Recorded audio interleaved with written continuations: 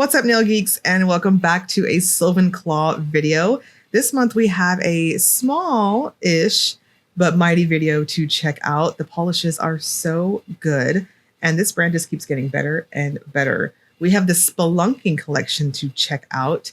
As a kid, we went on a lot of family vacations and stuff, and it was always to some type of cavern if my dad could get in on that.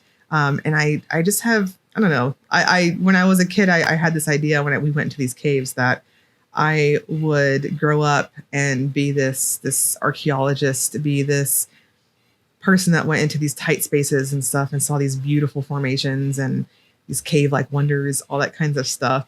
Obviously, it didn't happen, but now that I have kids of my own, I've actually been planning a little mini trip before the summer is over, and we have this place. It's a couple hours away. Some of you in Texas might know what I'm talking about. Natural Bridge Caverns. I might take the kids over there, and so they can kind of see some of this stuff that inspired me as a kid. But that's a whole other tangent. Y'all are here for this collection. We also have some new beautiful packaging from this brand too. If you've ordered from them before, she did not have boxes, but we do have boxes now, and they're so cute. So I'm going to start off with the introduction to how the new boxes look, and then we'll check out the collection. So without further ado, let's dive right in. Before we begin the swatches, I wanted to show off Sylvanclaw's new boxes. I figured this was definitely something you all would want to see, especially those of you who haven't tried the brand yet. This is new for this release, if I'm not mistaken. We have the name label on the back here. You can see it on the top. We have a little peekaboo, 2 holes in the front, and we have their location on the bottom. They're very solid feeling. They feel like a hard cardboard in my hands, not flimsy in the least.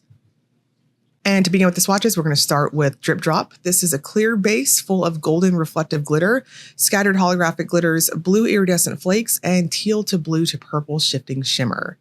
This had a reflective glitter type of finish to it. It's on the squishy side, but it dries on really flat. So if you want to go in heavy-handed, kind of like what I was doing here, it's very forgiving in that regard. I'm going to suggest 3 coats, a glitter smoother and a glossy top coat. It is very much a true micro glitter type of application, so you'll want to gloss this one up as much as possible, and then it is very sparkly in person.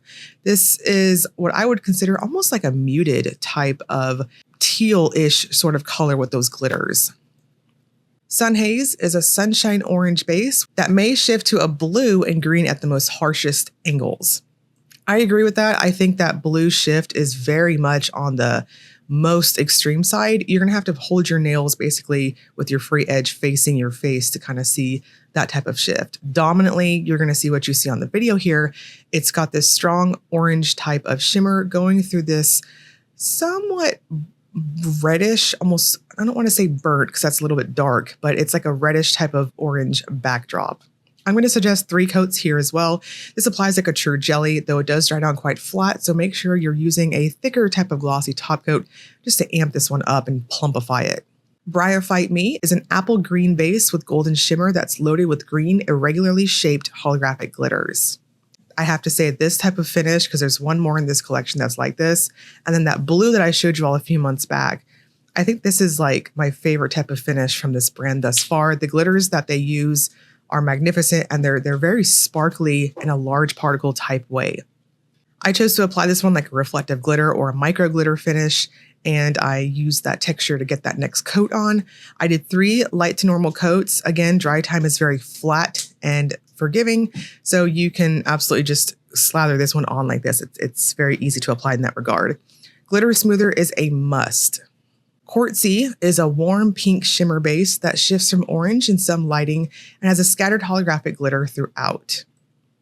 Now, the holographic glitter to this one is quite different between Bryophyte and then, as you'll see, the last one I show you all, the glitter is quite fine particles. So it's like that very slight type of dense twinkle throughout. I think the shimmer catches your eye the most, making the glitters just a bit more subtle.